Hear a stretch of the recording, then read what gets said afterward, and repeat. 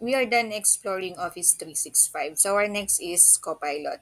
So paano ba talaga gamitin si Copilot and ano ba yung dapat natin gawin para magamit natin si Copilot? So syempre, to use Copilot, kailangan mo lang din pumunta sa ating Office 365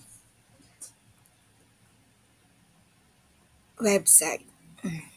So office.com or Office 365 sa pareho lang siya. So dito, punta lang tayo dito sa chat. Then, message Copilot. So, i-message mo na si Copilot. Ano ba yung gusto mong ipagawa sa kanya? Minsan kasi, ang struggle natin dito is, paano mo sasabihin sa kanya, 'di ba? Minsan, ano ba talaga yung sasabihin mo, English ba o Tagalog? Pero, pareho po niyang nagagawa. Tagalogin mo man siya, Englishin mo man siya, kaya niyang gawin pareho. For example, hindi natin alam kung paano natin sabihin sa English. So, sabihin natin in Tagalog. So, gawan mo ako, pwede rin namang Taglish. Gawan mo ako ng image, imahe, Tagalogin natin. Gawan mo ako ng imahe ng mga batang naglalaro ng luksong baka. Yan. Gawan mo ako ng imahe ng mga batang naglalaro ng luksong baka. Kasi hindi rin naman natin alam sa English, kunwari yung luksong baka, hindi natin siya kayang i-English din, di ba? So, kailangan natin yung picture para sa ating lesson. So, pwede mo siyang gawing Tagalog. Then, enter mo lang siya. Ayan. Gagawa na ngayon ng image si Copilot or gagawa na siya ng illustration. O, di ba? Creating image na siya.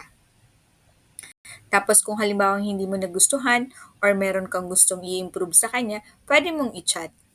Pwede mong sabihin sa kanya, pakitanggal yung background, pakilagyan ng ganito, pakilagyan ng teacher, pakilagyan ng batang lalaki, yon. So kahit ano, pwede mong iutos sa kanya na ilagay doon. So adding final touches na daw siya. So let's see.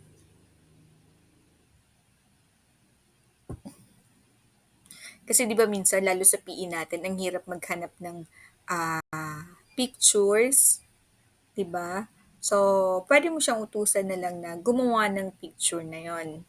O kagaya 'yan, mga batang naglalaro ng luksong baka, mga batang naglalaro ng Chinese garter. Okay, so ayan na, malapit na siyang matapos. Then, paano naman natin siya i-grab? So, i-grab, right-click copy lang yan. O kaya, right-click download. O i-click mo siya, ayan o. Di ba may arrow down na siya? So, pwede mo na siyang i-download, mada-download mo na yan.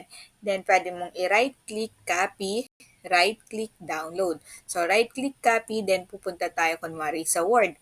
Ipe-paste mo siya sa Word. So, ayan na siya. Nasa Word na siya, di ba?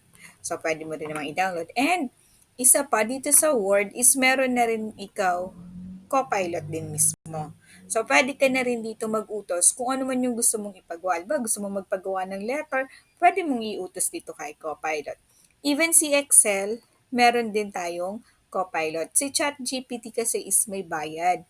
So, para sa atin mga taga-DepEd, Copilot na lang yung gamitin natin para free kasi binayaran na yan ni DepEd for us. Then, dito sa PowerPoint, meron na ring Copilot. So, pwede na rin siyang utusan din dyan. O, di ba? Para tayong mga senyorito at senyorita na meron tayong utusan para gumawa ng ganito, gumawa ng ganito. Actually, anything na gusto nyong ipagawa. Gusto nyo magpagawa ng worksheet, gusto nyo magpagawa ng lesson plan, gusto niyo magpagawa ng test, yan, pwede niyo siyang gamitin. Pwedeng Tagalog, pwedeng English, pwede rin namang Taglish. So, meron din siya mga suggestion dito sa baba na pwede mo rin namang siyang gawin. Halimbawa, gawin mo itong pangkulay na worksheet. O, gagawin mo doon na pangkulay na worksheet. Then, enter lang ulit.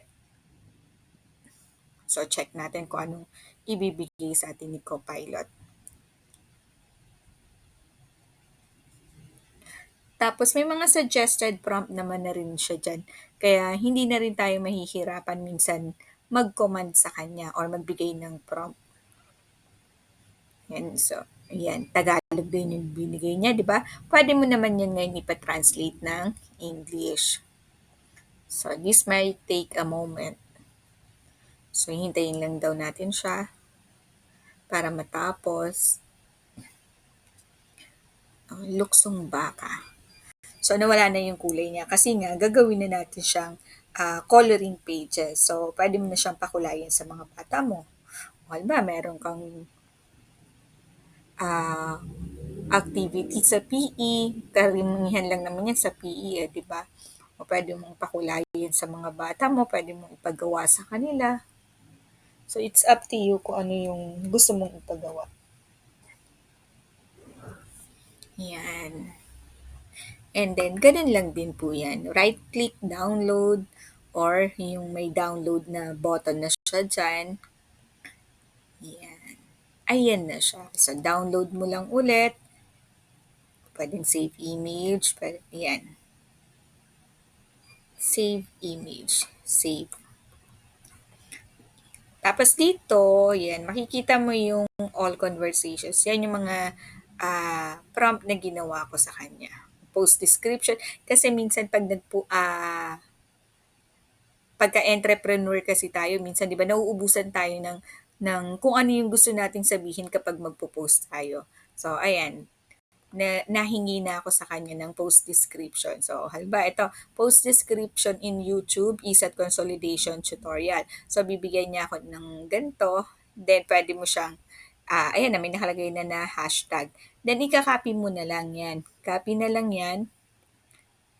Tapos paste mo na dun sa description niya sa YouTube. 'Di ba? So, ganun lang siya kadali.